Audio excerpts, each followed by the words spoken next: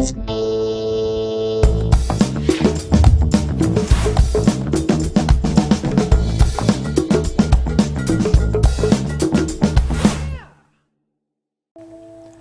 htaccess file is a small text file that exists on the root of your Drupal installation that tells Apache how you want to handle certain requests to your site.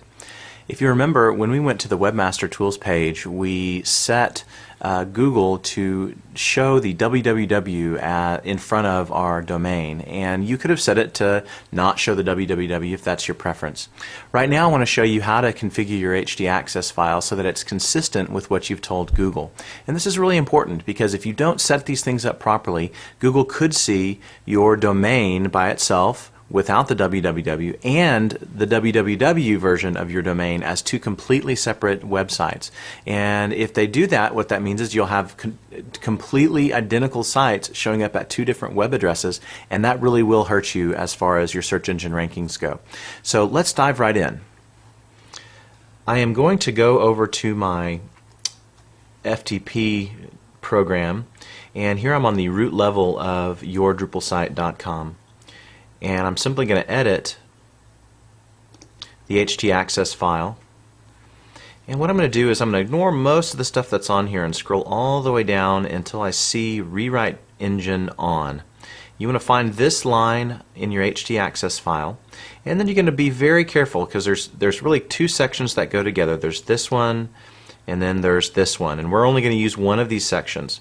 If I want the www to show up is the prefix of my domain, then I'm going to use this one with the prefix. If I don't want it to show up, I'm going to use this one without the prefix. Okay, so I want it with the prefix, so I'm going to use this little section right here, and I'm going to uncomment these two lines. And uncomment means I'm just going to delete the little hash symbol that comes before the line. And those are what we call comment hashes. And anything that's commented like that is simply for my use as the owner of the website, for me to read and understand what's going on. The server is not actually looking at the comments. Well, now when I take those hash lines out, now the server will look at those lines, and it will redirect anyone that comes to your DrupalSite.com, and it will send them over to www.yourdrupalsite.com.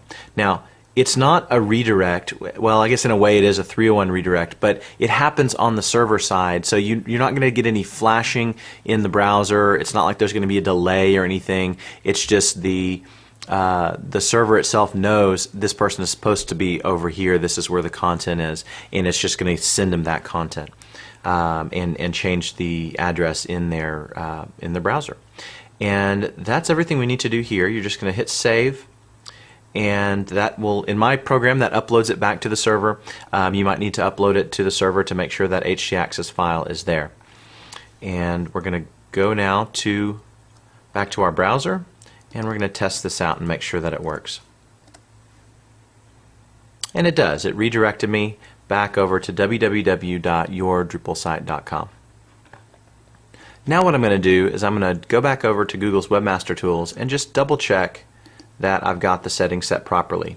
So here I'm back at Google Webmaster Tools. I'm logged in, and I go to Site Configuration Settings, and then I'm looking here at Preferred Domain, and I've got it set display URLs as www.yourdrupalsite.com. So it's consistent, so I've set that properly. Now, a lot of different websites do this differently. You know, Facebook has a www on there, Twitter does not.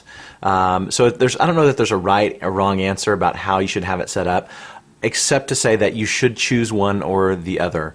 There are many websites that I've been to where I didn't type in the www and it still resolved, but it took me to a page not found. I had to go back up and put in the www in order to get to the site that I was looking for. So it's a user experience thing, it's a Google Communications thing, and you definitely want to take the time to go make sure that you have your htaccess file set properly and that you set your Google Webmaster Tools to select one or the other of those options.